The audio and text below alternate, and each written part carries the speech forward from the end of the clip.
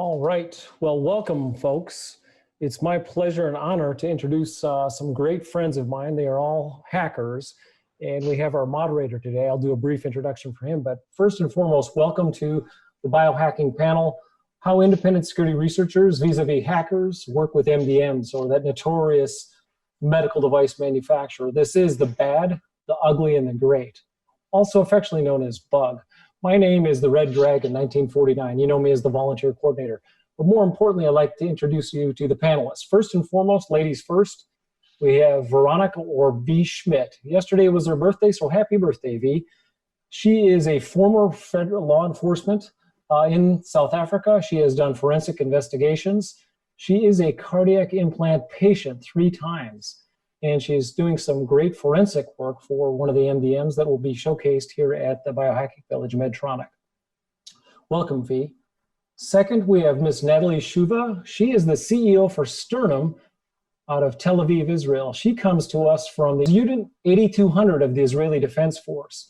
She can do things remotely with a mobile phone and the applications that are fascinating and yet scary at the same time. So welcome, Natalie.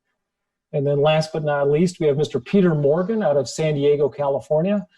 Mr. Morgan is quite, how shall we say, effective at basically taking a medical device down to its very fundamental binary level and doing things with it that would surprise you, not only from a software and a firmware level, but certainly from a vulnerability exposure. He has notable common vulnerabilities and exposures to his name associated with some Medtronic devices. So welcome, Peter.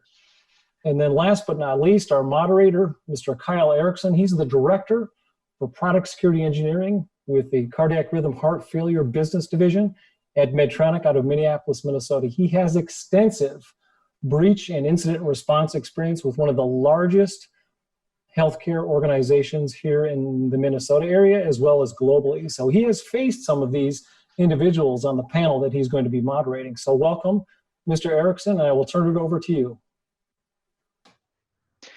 Thank you, Red Dragon, for those great introductions. I have the luxury to be here on the panel with Pete, Natalie, and V, and I'm really excited to dig into their story and learn how they've been working with medical device manufacturers, what medical device manufacturers can do better, and what we're working on to improve in the industry. So I want to start out with an origin story, and I'm going to start with Natalie. Natalie, what makes you a hacker, and how did you really get involved in the security movement around medical devices? Yeah, well, I actually don't refer to myself as a hacker, but I can tell you basically my story. Grew up with 4 big brothers and started my undergraduate degree at the age of 14, computer science. It wasn't just weird because I was 14, it was also weird because nobody in my family ever went to college or something like that. So I was like the black sheep in the family.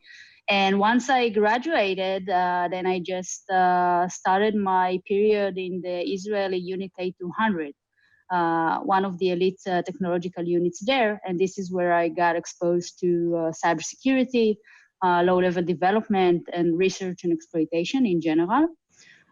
We did some significant things in the unit, handled the most advanced techniques and technologically. And after the period of time there, I wanted to keep using cybersecurity to create impact. So during my time in Cerebrite, I did a lot of vulnerability research and exploitation, mainly on Linux kernel and Android platforms. And I didn't consider it as being a hacker, but mainly to provide evidence to stop pedophiles and human trafficking and stuff like that, because using the vulnerabilities and exploitation, we were able to extract forensics and basically evidence from the mobile devices, including encrypted ones. So for me, it was the passion and the impact that such tools can create. And the medical device was actually not a coincidence. I was always dreaming and thinking about becoming a doctor. So when I finished my master's in computer science, I figured that this is like my last opportunity to go into the medical industry. I thought about studying medical school, but with the knowledge I had in cybersecurity, I met with a few friends and entrepreneurs, and one of them is my partner, Boaz, and we started thinking about medical devices and cybersecurity. And when I saw that remote care and remote monitoring could have such a tremendous effect on our lives, and they were not properly secure, this was something that attracted me tremendously, because I figured that creating the right security to these devices could really improve patients' lives and improve quality of care and treatment. And I saw how the knowledge that we have from the cybersecurity industry could leverage this kind of technology. And this is what actually attracted me to co-found Sterno. That's excellent. Obviously, you may not call yourself a hacker, but you have the tactics, techniques, and capabilities. Correct. So, V, I'd like to go to you. And obviously, we know you have a unique story. You're not only a hacker, a researcher, a goon, but you have an implanted medical device and refer to yourself as a cyborg.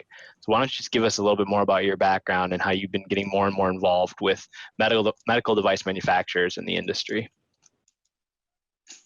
Yeah, so I wasn't a very good hacker when I was a child, and I basically got caught changing records at school because I felt everyone should have a good year. Unfortunately, that led me down a path that my parents weren't very proud of. But going back, at the age of 18, I joined the Special Investigating Unit, which is a law enforcement agency that deals with cross-border human trafficking, child pornography, some really nasty things. We actually made use of Celebrite, so I'm very familiar with what Natalie's referring to. And let me tell you, if you want to get a physical image, those things that they develop are key. But at 19, I also had about approximately 2 weeks left to live when I got my device implanted. And I know the quality of life that it gave me. But since then, I was obsessed with what my device does, for the pure fact that I believed in the saying, trust but verify, but I could never verify what was keeping me alive. And that was the greatest frustration. I reached out to you guys about 3 years ago, and I was met with the ugly part of Medtronic, sadly. I got met with the legal team. And I felt that the conversation wasn't going very well.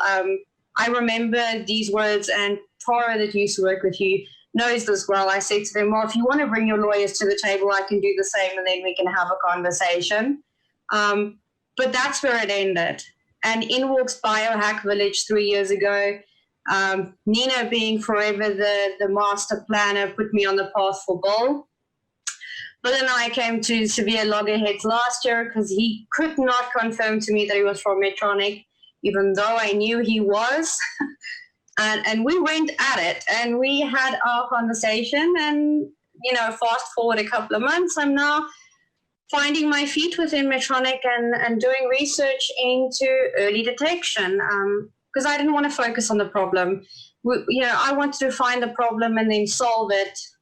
So it's not just about whether the device can be hacked. We all know everything can be hacked, but it's actually about having some tangible evidence to deal with, to early detect and to mitigate it. For me, literally close to my heart is the embedded implanted devices that are often misunderstood, forgotten about. And these are the things that are connected to people, flesh and bones. And I just decided to take this on and put my story out there and say, these things are cool, but they're also scary. But that doesn't mean we need to go burn the internet. It just means we need to do more to make it safer. Absolutely. And we're glad that we can make some inroads there. I know it's been a journey, to say the least. Pete, you've had a similar journey. I'd love to just kind of hear your origin story and what got you interested in medical device security.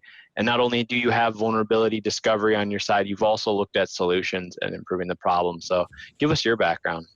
Sure. So I started out as a kid learning how to hack video games and change them before the advent of client mutual authentication. And that really got me hooked. And as I grew up, learning about software development, networking, reverse engineering, exploitation, going forward into things like software-defined radio and actually understanding RF better, it was kind of like I picked up these skills along the way. And as I, was able to escalate in the career path and like get better jobs, I finally got into a spot where I was able to affect what direction our team was going. And previously I'd spent some time at a hedge fund, kind of protecting a billionaire, making sure the billionaire's still worth billions, right? And there wasn't a ton of job satisfaction out of that other than like the interest of how that works. And I got a project at doing a small medical device in a consulting relationship. And it was really neat because the problem set was really interesting from like the requirements that how these devices operate, the conditions they have to operate in, the battery life, processing power, all this kind of stuff. Gives really interesting constraints, but also when you make improvements to something like that, it has a direct impact on people's lives, right? And it was a lot more interesting to work on those types of problems. That's when I got kind of started just doing some research on some of the Medtronic gear and was able to publish some vulnerabilities after maybe an ugly or bad initial interaction that then turned quite positive. And then, one of the things I'm most proud of, I think, is having the patience to work through that process with Medtronic and then end up in a productive working relationship where now I do get to work on solutions and help with fixing things, not just identifying issues, sending a vulnerability report and walking away. So that's been really rewarding. Absolutely, and we thank all three of you. You've all been influential in the journey here as MDMs have progressed and adapted and understood that there's a problem, but also looked to solutions. So Natalie, I want to come back to you. I have a specific question and it's more around military grade technology and techniques. How do you think that can really help secure medical devices and the infrastructure and hospital systems that they reside in?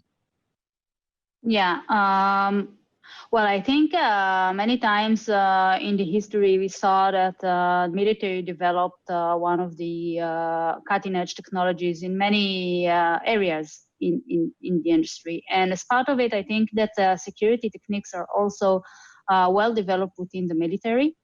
And when you talk about military grade security, I think this is what we want for medical devices, right? Because you don't want your security camera be protected as the same way as your pacemaker. I think medical devices do require some higher extent of security and deeper level of security.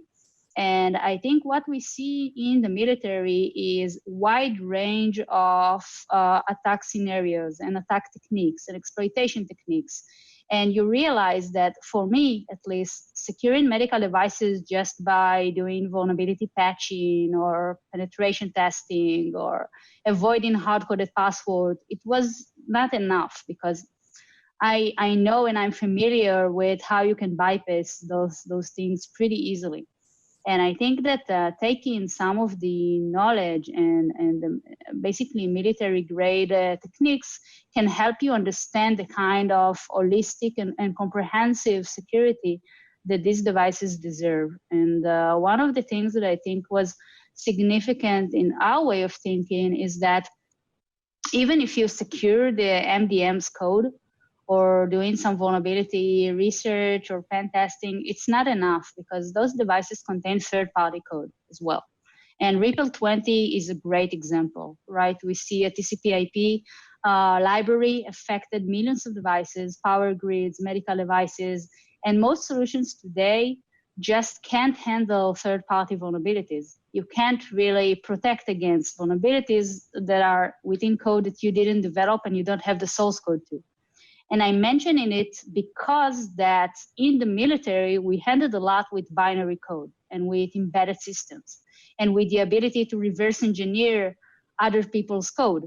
And actually, we are leveraging these kind of techniques in our philosophy to embed protections and security into these closed source components because in my view, the MDM has to be responsible for the security of the device, regardless of the components within the device.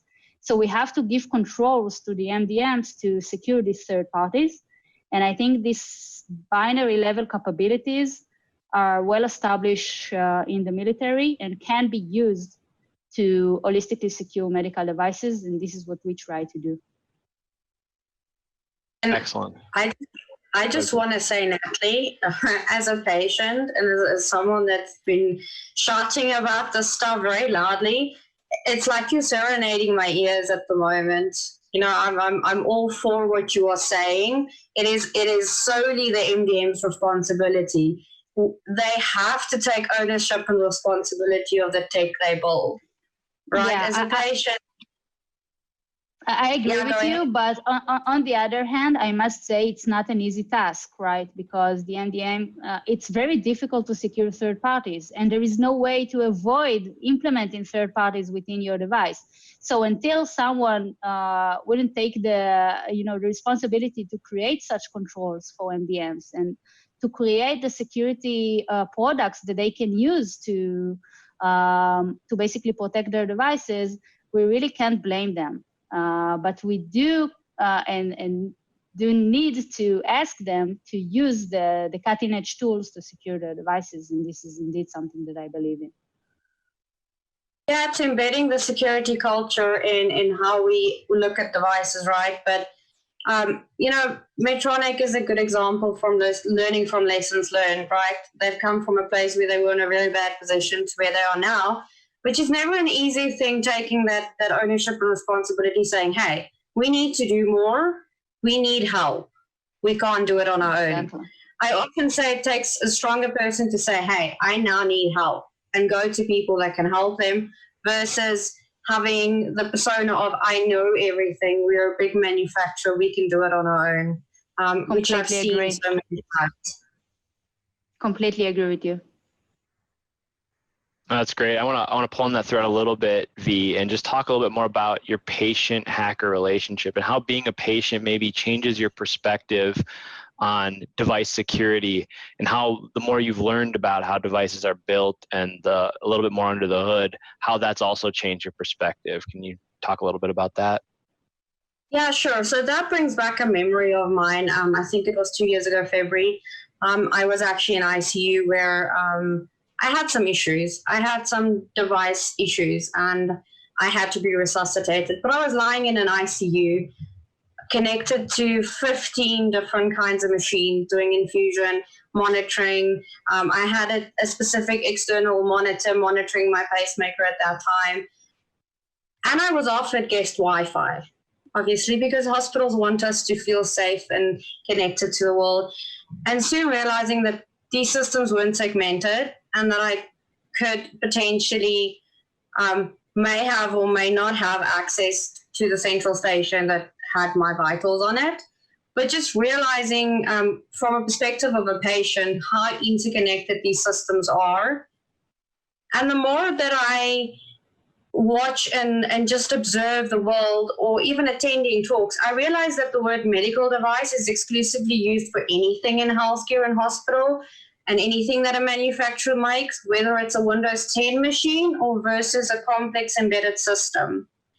And I think until we start understanding each system's unique, I say linguistics, or, when you have someone that you're observing, you try and, observe them and learn what they are, how they talk, all those kind of things. But we don't do that with devices.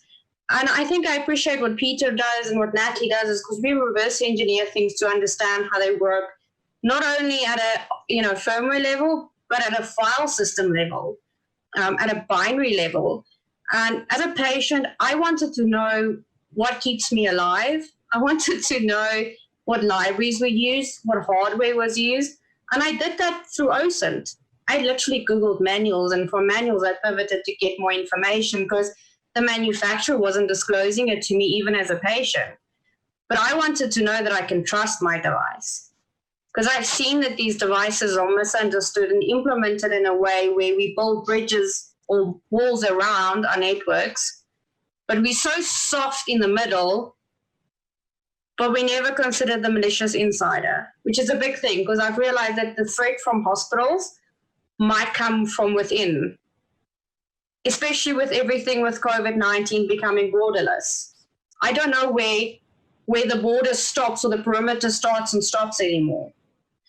So I think it's just we need to take the time to understand the devices, learn their language, and understand their constraints, because they're all different. I always say, you know, beautifully broken, wonderfully flawed, meaning we can have the most secure and perfect device. There might still be a flaw, and it still might be broken. But that doesn't take away from the beautiful synergy that goes into these devices. I know I geek out because I spoke to one of the engineers and learned what my functions on my pacemaker and ICD does. And let's just say it was like a moment where I sat back and said, this is such a simple, complicated device. But I trust it. And it's the weirdest thing, but I geeked out knowing that the maths behind it is so wonderful that in a nanosecond it raises my heart rate up. So I'm actually getting emotional.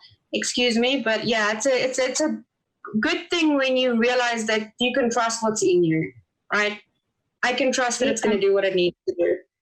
I must mention just regarding one thing you said about, you know, getting the hardware specifications, the software specifications, being exposed to the to how the device is being built. There are also downsides into publishing this information, meaning bad actors having this information very accessible, having them being able to see what kind of third parties and start looking for vulnerabilities or understand the specs and extract the firmware very easily. You want to make it as hard as possible. So I do think that we need to keep some sort of balance between what information we put public and what information we maybe expose just under certain terms. So I understand you as a patient wanting to know as much as you can about your implantable device, but imagine that bad actors could have access to this information as well. Well, sorry, sorry, Peter. So just to clarify, the reason that I said I OSINT this was before I spoke to them, and then I realized that I could get all the information. That's when I went to the MDM, right? So I'm all for that certain things shouldn't be on the internet. And this was one of the first things I raised with them. So when I went as a patient, I went to them, I was concerned. I was petrified because I managed to get technical manuals. From technical manuals, jumped to hardware manuals, which led me to more information that I seriously wanted to find in an OSINT exercise. So, yeah, that's what happened. And that's when the legal team slapped down on me and like, where'd you get this information? And I'm like, your website.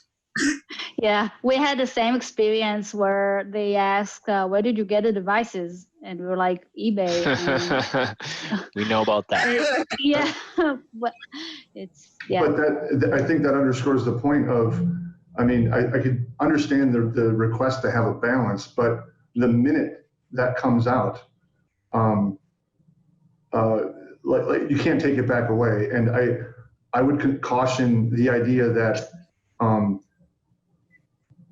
hardware designers, software designers that rely on the concept of anonymity and hiding specifications of the device may make worse decisions predicated on the idea that no one's going to know what the hardware is or what the, what radio chip they used, that kind of thing, right? That's an exercise in time. And when you think about the lifetime of these devices, I just caution that concept because once that comes out, we can't take it back away. Yeah, well, I mean, go ahead, V. Sorry. So Peter, I think you and I mean, I didn't have to go buy my device. I just got it explanted, right? And I got the doctor. I'm like, hey, I would like my device, please. Can I keep it? And they gave it to me. I mean, your story, of course, is way cooler. I mean, I didn't have to drive.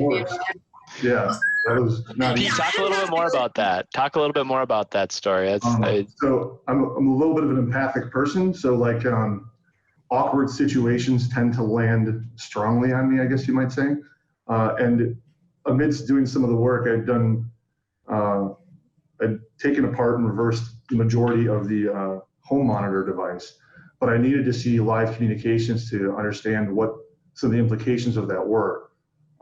So I tried to get my hands on some implantables, and I think it was like between 30 and 40 morgues and coroner's offices I called trying to get my hands on them before basically anyone that did cremation, right? Because they removed the devices before cremation.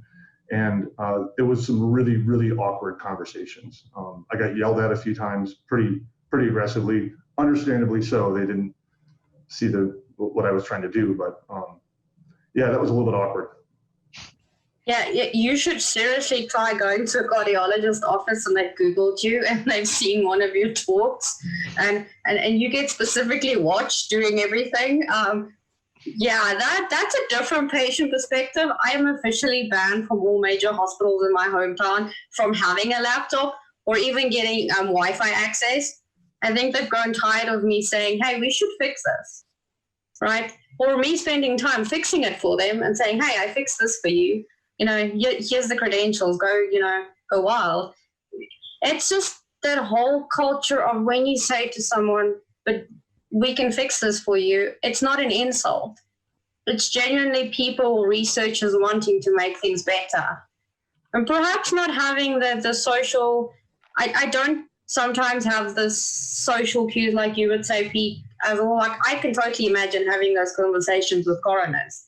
Like, you know, I can just, I think I wanted to be a fly on the wall for that. So as a medical device manufacturer, I think I'm internalizing two takeaways. Don't rely on security by obscurity, but also make sure you keep operation security in mind and you're not just posting manuals and details that can be found through open source intelligence gathering. So two takeaways right there. So I want to switch gears and go to you, Pete. I know we talked a lot about your vulnerability discovery. Obviously, we hinted at a few of the CVEs and things that you brought to Medtronic. But how do you see the testing landscape changing for devices? And what should medical device manufacturers do on their own to learn from what researchers have done in the testing space? It's a great question. Well, I think the testing is going to have to follow the path of development. And one of the major things I see is very important for the medical device community right now is there's a lot of devices that have update functionality, but there's a very, very small percentage that actually use it. And I think there's an opportunity right now to fix that problem before it gets out of hand. Secure update is one of those problems that if you don't design that in early on, you can kind of lose control of what it is you're trying to work with. It's a perfectly ripe target for attackers, especially when it comes to low power, questionably connected embedded devices. So I would stress, like, as far as something to develop on, work on secure update and get that working immediately so it can be used. The more confidence you have in that part of the tech stack, the more able you're going to be to respond to things like security incidents or updates because of some binary or open source package that comes in. And that kind of, I think, will drive a lot more of the modifications to testing that's going to happen. As these devices, we've seen a trend now for devices that used to use homegrown protocols and bespoke like radio communication systems to communicate, largely shifting over to using things like Bluetooth and something that's a lot more standardized that also tends to work with a smartphone. And as that happens, we're seeing a shift into a lot more open source library usage in these products. That particular thing is a problem near and dear to my heart. We're working on a tool to basically audit the open source ecosystem and mine for malware, mine for backdoors. The vulnerability space, I think, is kind of, well, people are looking at that pretty aggressively right now, but no one's approaching it from the concept of who are the authors of these packages and how they work together. This is going to land very important on the medical device manufacturer. When you think about, I spent a little bit of time in the defense sector myself, and when you think about how nation states approach problems, there's a tactical and a long-term strategic goal to some of these things. And compromising the GitHub credentials of a developer that writes a package that's 3 levels upstream from something that goes into a medical device is a great way to lay in wait for access into an entire fleet of these things. And again, you think about that kind of problem without a good secure update mechanism, and now you have something that is irreversible. So I see this as the trend of development changes with medical devices. The testing requirements are going to change as well. I would love to see a universe where when a device is designed, we have automated testing through like fuzzing of the protocol, right? I mean, we have knowledge of different aspects of this that we can bolster and use things like computers to help us, and have that built into the design such that when, before release, there's all these different tiers that have happened aside from just someone manually reviewing source code. That is still a strong improvement over requiring people to buy these devices or call coroner's offices and take them apart, dump firmware, reverse engineer it, and try to find bugs.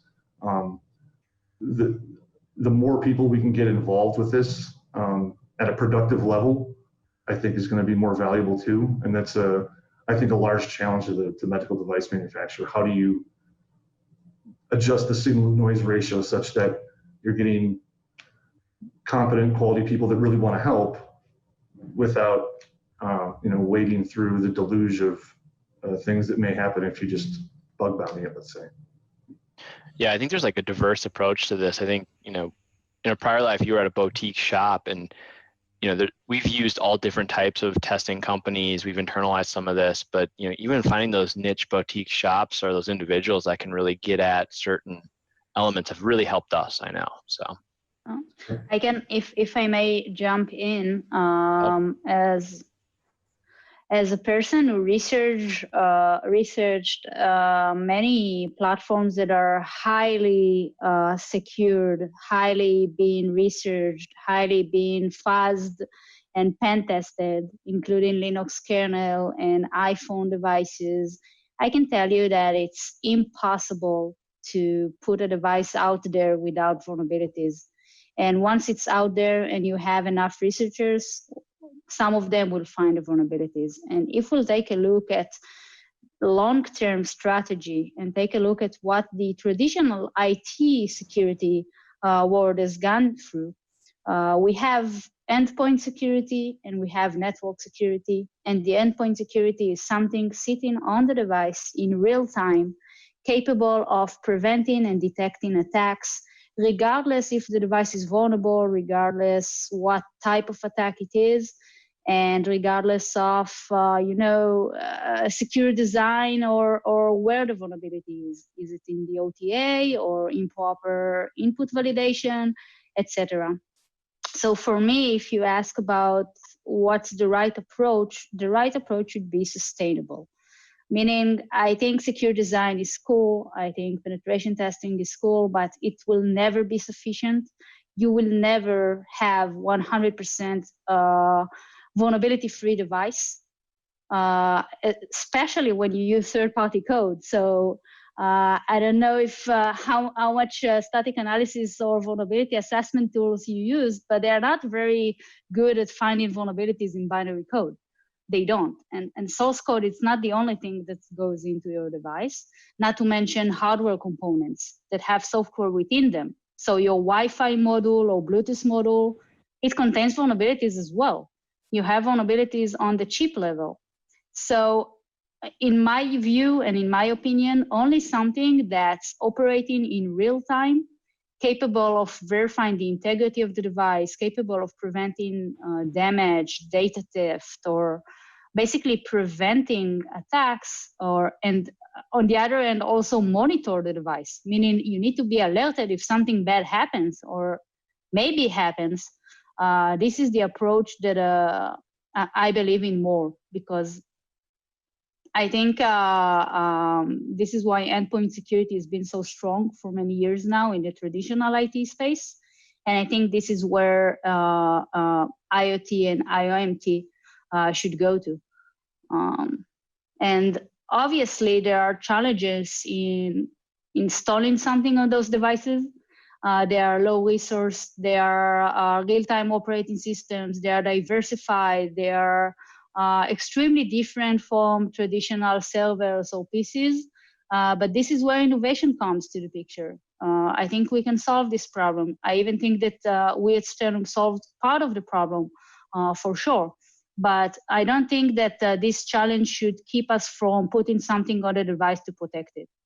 We should just do a breakthrough in how we see endpoint for IoT devices. Yeah, so I totally agree with what everyone's saying. Something dawned on me the other day, right? If we look at the longevity of medical devices, for example, could be a decade. So if you look at just some of the statistics, 600,000 medical devices implanted yearly in the US, okay, well, those will last 10 years. So if you start adding the numbers up, you're dealing with an ocean of legacy devices that at one point in their lifetime will be vulnerable. And it's not technology that you can rip out of a body, or, you know, some people only can have that monitor depending on what device you are talking about, but those things are built to last for a long time. So any solution will have to be a multidisciplinary approach, hitting it from all sides, but need to grow with the device, need to be updatable, need to be changeable, and basically grow with the times when the device necessarily can't.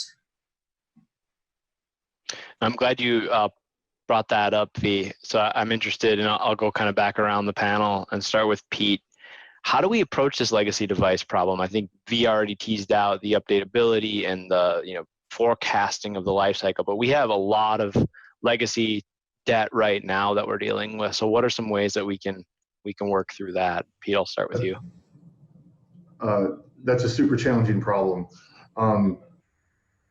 I think there has to be some preparation for worst case scenario, and worst case scenario being think about the attack surface. If that case is disabling radio connectivity on some of these things, working with some of the medical device manufacturers, come to learn this isn't a software change for a website that can be pushed into the CI/CD pipeline and show up in 10 minutes, right?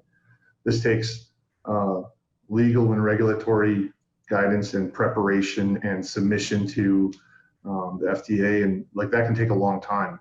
And my suggestion is prepare for those scenarios now.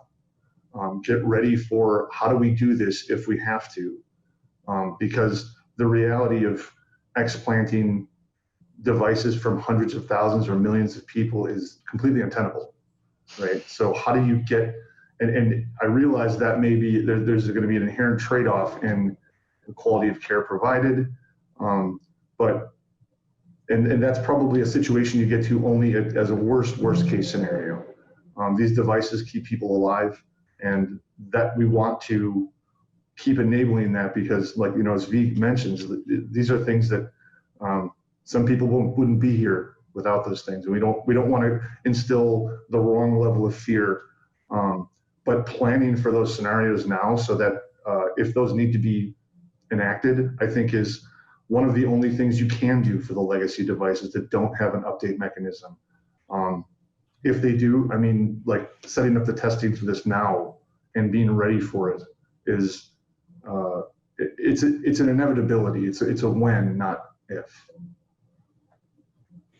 I think what we are doing together with Medtronic, I think Medtronic is a true pioneer in this support to legacy devices, as what we are doing together, installing protection into 5 years old device, I think is 5 years old, enhancing the security in field, getting visibility, getting protection into really old medical device using the OTA. And I think it's a true innovative play. And I think that I truly support this kind of acts. And I think that I have a lot of respect to Medtronic in being pioneering doing such a thing. So I think we can learn from it. I think we can provide enhancements to existing device fleets, of course, with the right controls and the right MDM to take it to the next level and to move forward. But it's a good example what we are doing together, and I hope that we could pave the way. Absolutely. Baby steps in the journey, but exciting stuff. V, I know you have an opinion on this. You're muted. I always have. You're good. You're on mute. Back on mute, V. Oh goodness, I'm having audio issues today. It's like the audio day of hell. So my feelings on this is we can't even start facing the legacy problems until we stop making stupid decisions and choices going forward, right? We have to now nip this in the bud and say, going forward, we're going to do better. Whether, Natalie's, I haven't looked into a lot of other things. I've Googled it. I have read up on it. I'm very excited about what you guys are doing with Medtronic. That certainly is a step in the right direction, but visibility is key, right? Like Pete and I have had discussions where everyone's like, we don't know if the ICD or pacemaker has been attacked. Well, do you even have the data to know that that's happened? So if we want to deal with legacy, we need to start getting visibility moving forward, because otherwise we're adding this amount of, another year goes past. Now we have another group of legacy devices that's going to haunt us for 10 years, right? So get it right going forward, and then start finding solutions for those devices that you don't have visibility on. Find ways to get eyes on your products and your data, because where you have a blind spot is most likely we're going to be attacked. And it's not like a nation state actor is going to say, you know what, I have owned your product, right? Researchers have the courtesy to come, have a discussion. Very bad people looking to do bad things aren't going to have that discussion with you. You're not going to know they're there. And if you need one patient to have your device, and they get attacked, and they ultimately pay with their lives, I can tell you're going to have a string of patients wanting to explant their devices, which is something I don't want to have happen. It scares me because I look at where I was at 19, where I am now at 33, celebrating my birthday, having 2 kids, having a master's. It's thanks to a device that kept me living, right? Otherwise, I would be dead. It's as easy and as plain as that. It added years to my life I was not supposed to have. Take that technology away, and as a human race, we go backwards. So patients need MDMs. Whether people in security want to see them as an adversary, there are people like me that rely on them to develop the technology to keep us alive. Right? It's important to understand that it's a love-hate relationship.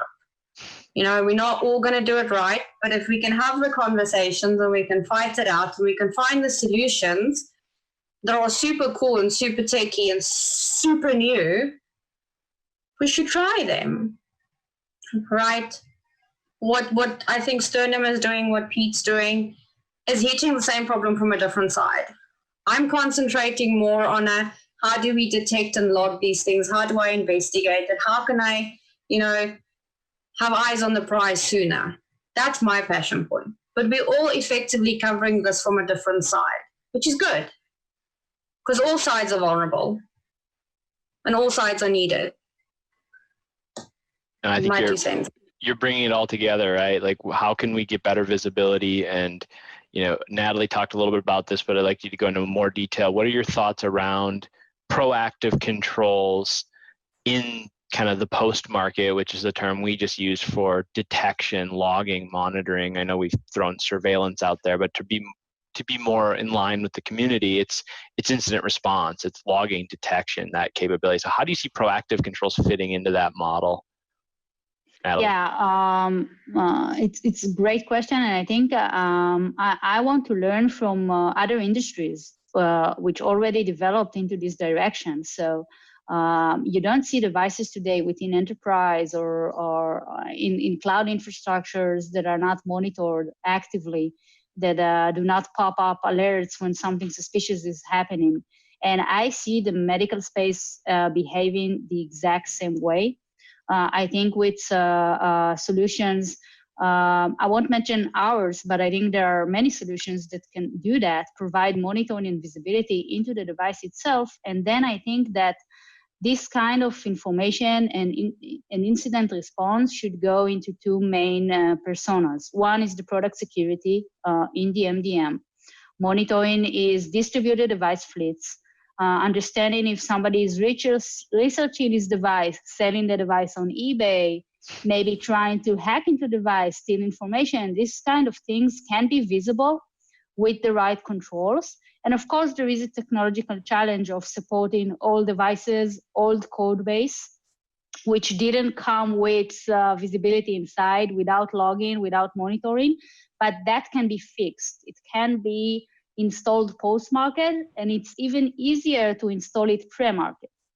The other persona is the hospital, the clinic. Those devices that if they come with built-in protection and monitoring, they can be the eyes of the hospital for a beginning of an attack attempt.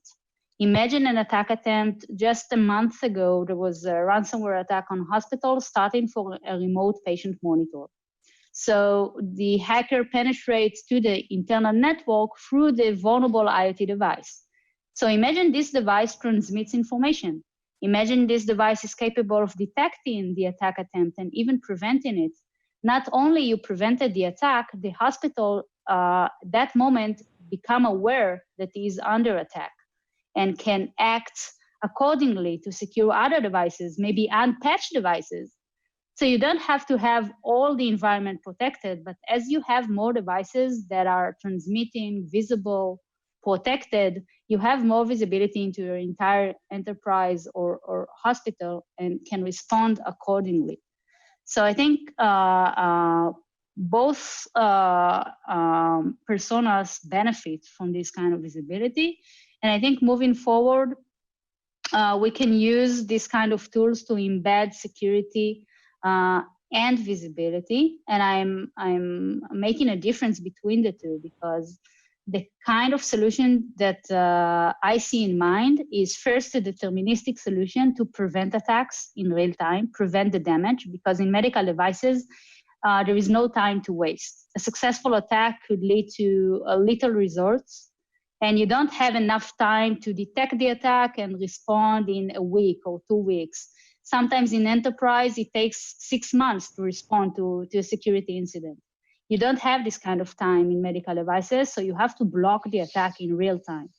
The other aspect is really to become aware, and to become aware means to get alerted when something is behaving differently or suspiciously, or if there were a prevented attack attempt. And once you are aware that this kind of attack happened, let's say in the US, and you have devices that you can't update in another country with the same vulnerability, because you know what the vulnerability at this point, because you have visibility into it, you're capable of providing fast response to alert your patients, to alert the hospital, to update the devices with a patch.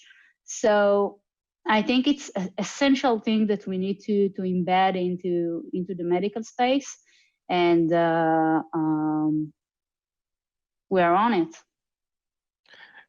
I love to hear that, because I think we're starting our journey to improve our visibility, improve our prevention in near real time, improve our detection capabilities. But we've thought into the future and how we need to better partner with healthcare delivery organizations, hospital systems, and provide some of that information, right? To the example you gave about the ransomware outbreak, and just, having dealt with ransomware myself in a past life, obviously time is of the essence. And, that's something that we'd love to be able to help out with as an MDM in the future, using these techniques and tools that we're talking about today.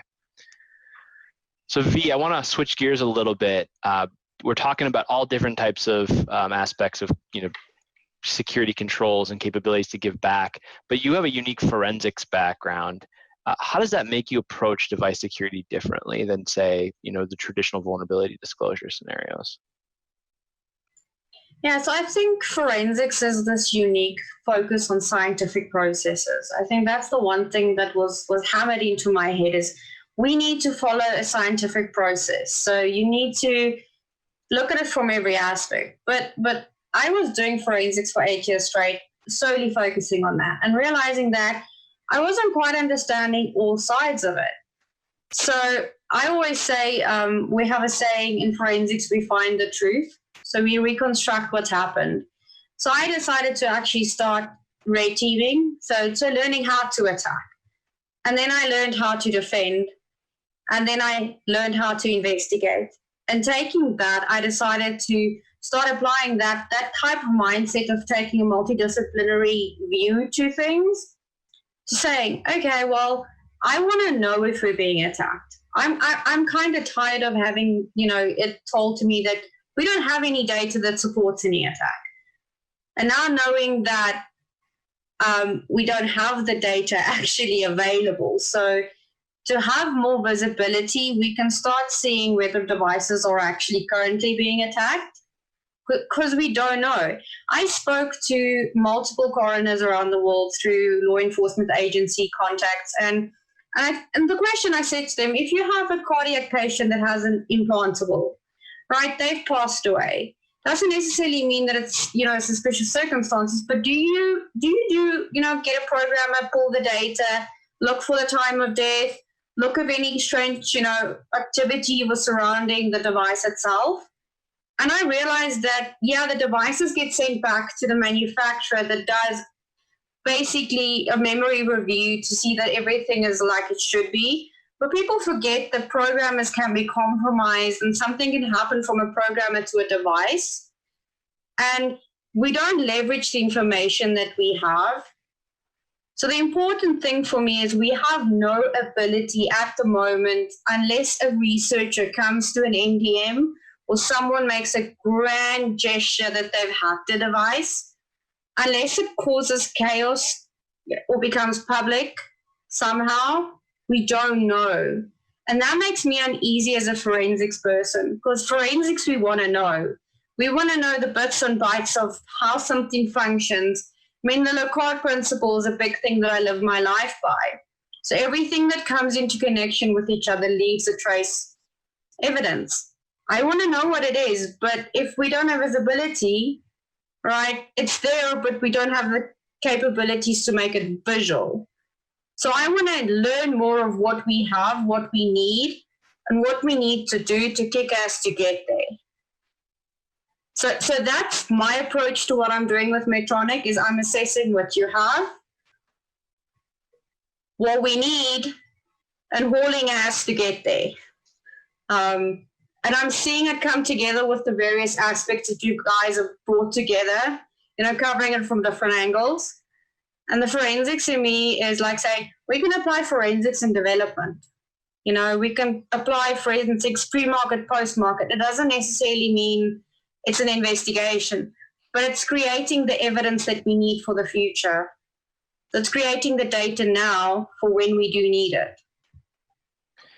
I'm always drawn to the example of Microsoft and how they used other data sets to detect a large Windows vulnerability. And I think really was mining data in Windows event reporting. And I know that a big piece of what we're thinking about is we have a lot of remote monitoring information. We know what is above the line and what's below the line, and we're trying to develop, that anomaly detection there. And it can't only be done, right, with that type of detection. That's one leg in the stool. But as we look at on-device agents, as we look at other ways that we can pick this up with our fleet distribution infrastructure, I think that really has to come together to get this full picture. And all of you have hit on that element. And I think it's not to discount testing or threat modeling. All of that has to happen as well.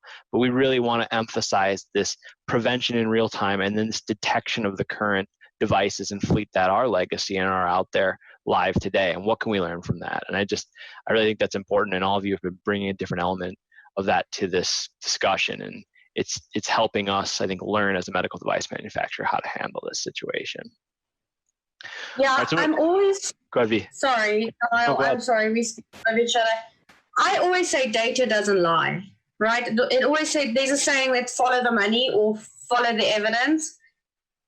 But we have so much data, we're just not mining it. We're not learning. I think it's one of your members, Sasha, that said We need to learn to listen, right? So we need to learn what the data is telling us.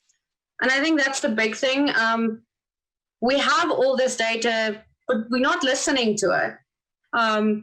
And once we start intuitively tuning in and understanding the data, those numbers don't lie. Then actually, I think an MDM can only really do threat analysis. Because if you don't know what you have, how do you know what to protect? Because then you're always on the back foot, right? You need to get ahead of the problem. You need to know where you're most vulnerable at. You shouldn't wait for that to become public knowledge. So I want to shift gears one more time here. We hear the concept of zero trust in medical devices. And I've talked to, I believe, each of you around the same topic. How do you think that concept can be applied from an MDM perspective or from a medical device perspective? And I'll throw that out to the group. Whoever wants to latch onto that one can start us off.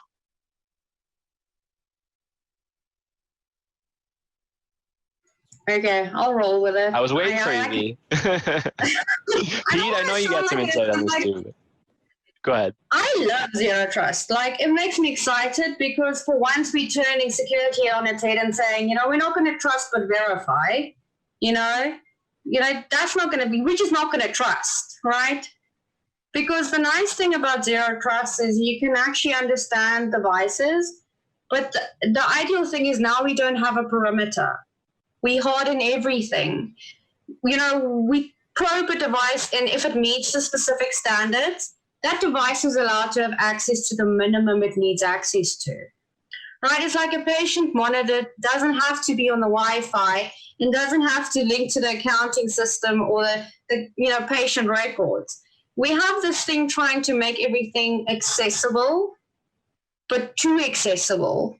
We take it to the extremes. We either make it too secure and unusable, or we go to the other way. But zero trust has really big plus points for me, because now we can attend to device manufacturers independently, right? We're not going to have the same controls across the board because everyone builds their devices different.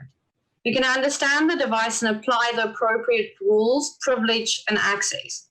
So I think this is a really good solution as we move to a perimeterless remote monitoring and medical service. I mean, I had my first video consultation today, which is something very strange, but yet it felt normal. And the perimeter has just been broken. COVID-19 came in, swept healthcare off its feet, and we are facing new territory where we're having to build while trying to catch up. And this virus has crippled healthcare. And I think security should never put such a strain on healthcare that we cripple it more. We should be making it safer and easier to use. And that's our responsibility as security people in this field. It's the responsibility of the MDM. But zero trust is the ability to do catered security based on a device, not necessarily same rule for everyone. So I'm very excited about it. So I agree with you, and I have a slightly different interpretation of zero trust in the concept of medical devices.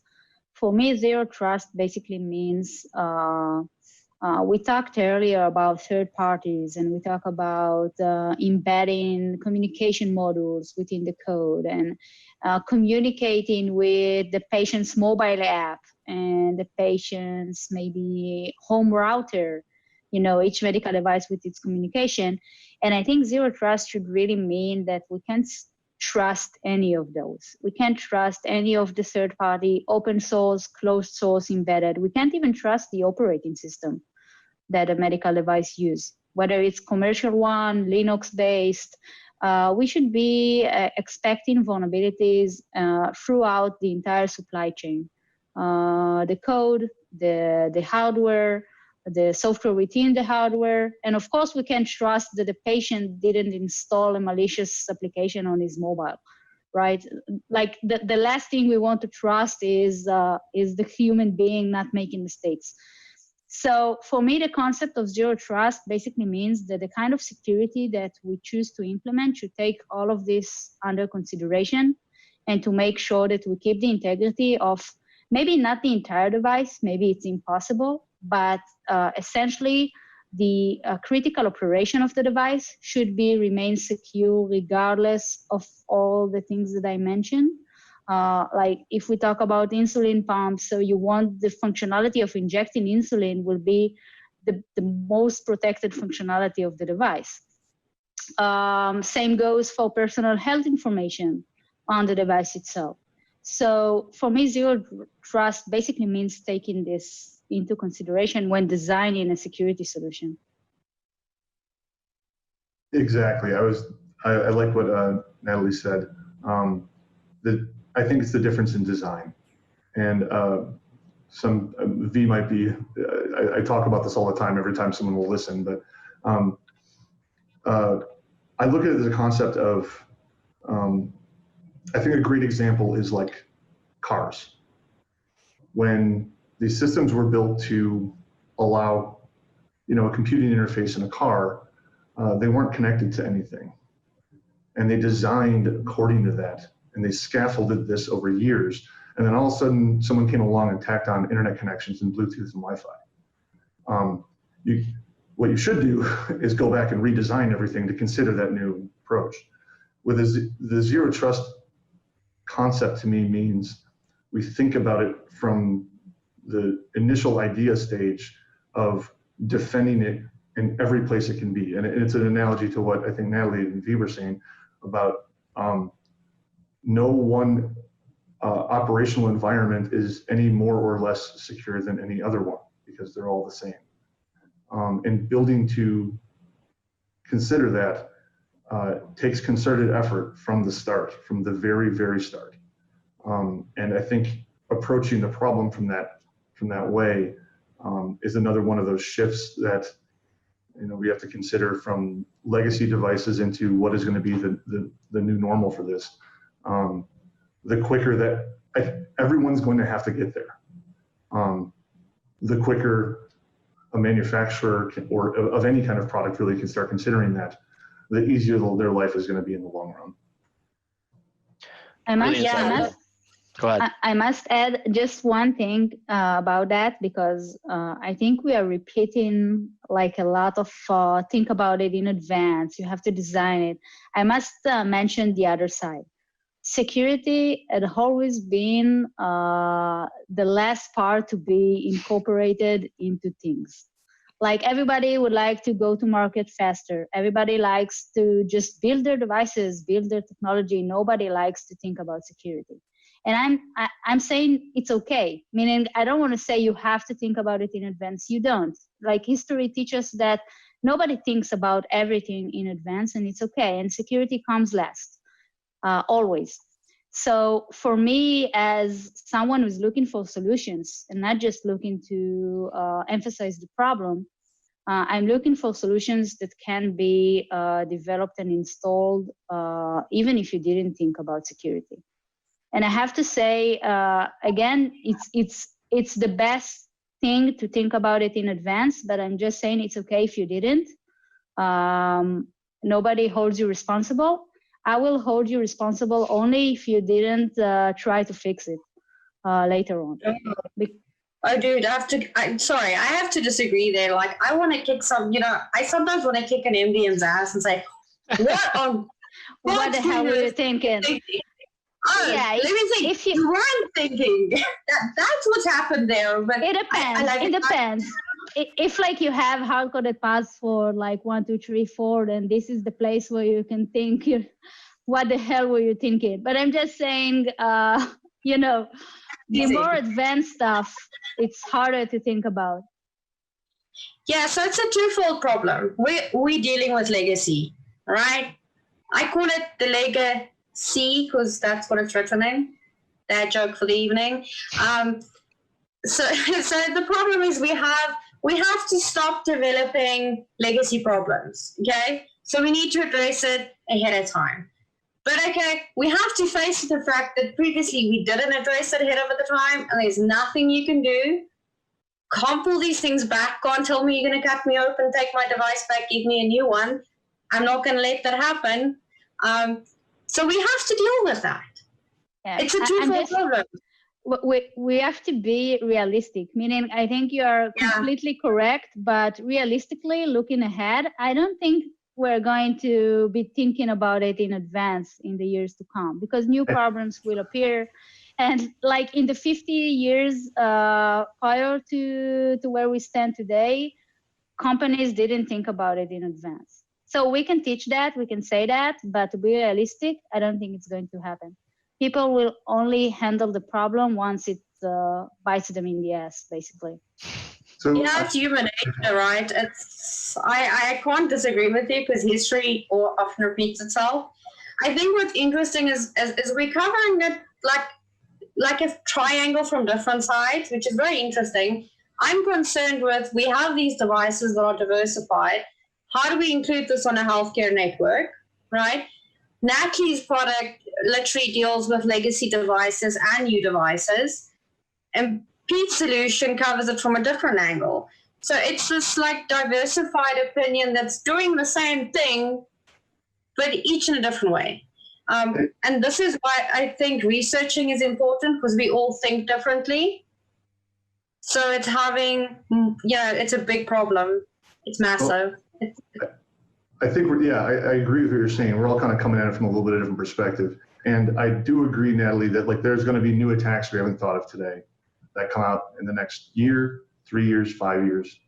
But we're talking about medical devices today, and I think we absolutely have to require better work on the design. We got here because of the evolutionary walk of how medical device manufacturers built businesses to help patients, and computers came part of that, and here we are. How we go forward, though, can be changed. And I think the idea that we'd be accepting to someone not working hard at that right now is dangerous. I agree that we need to have things on the other side to prepare for the inevitable, the new things that come out that we haven't thought of, the next thing that shakes the industry, so to speak, and we want to be resilient to that. I completely agree. But in one case, when I was looking at a medical device, I then started reverse engineering an e-bike, and the e-bike was orders of magnitude better, because the e-bike wanted to prevent someone from bypassing the speed controller and going too fast on the bike that it wasn't regulated for. And they did an incredible job for that. But seeing the stark contrast between those two, the difference there was they designed it to be that way. And I know I harp on that a lot, but I think that's an important point. I think we can all agree that there's some fundamentals that we need to align with. I think I think this is why we want this diverse experience, background, opinions, because it helps us grow in the industry. And I think we have time for one quick final question here, and I'll go around the panel and start out with you, Pete. How can researchers, smaller shops, those attending the biohacking village, get more involved with device makers? The way I did it was eBay and calling. I think there would be a lot that could be drastically improved. If there's a way to get your hands on research devices to start learning this space. One of the challenges I think newer people to working in medical device research are going to run into is becoming aware of the monstrosity that is in an MDM. And something like when you find you find a bug and you suggest a fix for it, the realities at scale of making that happen. So on one hand, I would say it would be wonderful if MDMs would start exposing programs for researchers to apply to and be selected to start working on this stuff. And on the other hand, I think there'd be a great spot for education on the MDM side to show what is it we're going to do. We need to do a hypothetical patch to this hypothetical device. What does that actually look like? The legal ramifications, the regulatory ramifications, because without that information, a lot of security researchers, I think, will be frustrated at the timeline it takes because they don't have any sort of understanding of what's really happening, especially coming from a place of like the HackerOnes and the bug crowds where, you know, that's a pretty smooth process when you're looking at web properties, right? And it's a very, very different industry. It's a very different threat model. It's a very different process you have to go through. And I think there's an education opportunity for that. Natalie, I know you've had your journey with medical device manufacturers. Same question to you. How do you think that researchers in smaller shops can get more involved in making a difference? So I completely agree with Peter, and I think that you know, bug bounties programs and exposing the inner processes that happening within medical device development, which is extremely different from traditional development with different regulations and different constraints, could help getting more engaged. I think assigning a person or a unit responsible for that is also super important. In some of the medical devices, you just don't know who is the right person to approach. It's not the CISO, right? The CISO is not concerned about medical device security, is concerned about the network. So I think getting this better approach is good. Transparency is good. Basically saying, hey, we want you involved. We're okay with it. We're not going to send you some terrifying legal documents if you said that you find something. This can be helpful.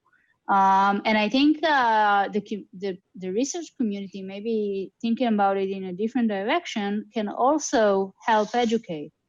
Meaning, I think that what we sometimes do, we go to medical devices, we do some exploitation workshops, we explain what vulnerability means, how to exploit vulnerabilities, how to write code with security in mind to avoid vulnerabilities. We had this experience with Medtronic as well. It was amazing. It was super satisfying for us, and I believe that it was also interesting for you know, medical device engineers and software developers to suddenly see the other side of the code and the other side of what can be done with the code and how devices are being exploited.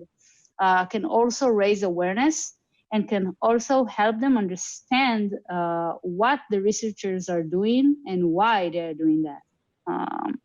And this could really be like open mind and open-hearted conversation, which we had, and I think is a great example. And it's not very common.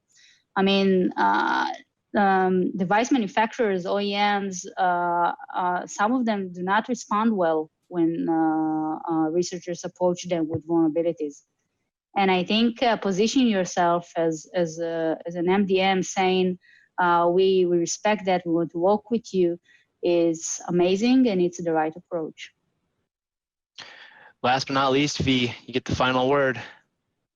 Oh, awesome. But I'm going to do a call out to all my fellow biohackers, my friends, my goons, my family. Biggest thing I've learned that the constraints with dealing with vulnerabilities from an MDM's perspective is when you do a proof of concept. Okay, approach this like a report. Approach it like scientifically. Give as much information, as much code as you can for the MDM.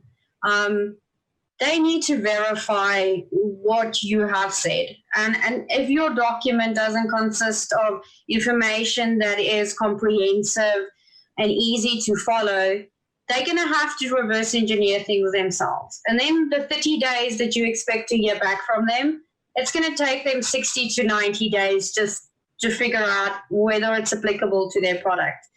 So if you come with a problem, come with a solution, right? Let's not just focus on what we've broken. Let's try and fix it. So my challenge to all my hacker friends are, let's not just try to break things. Let's try and solve things. For me, the term hacker is obviously sometimes associated with cyber criminal. And for me, it's a passion point because hacking is what I do. I'm not a criminal.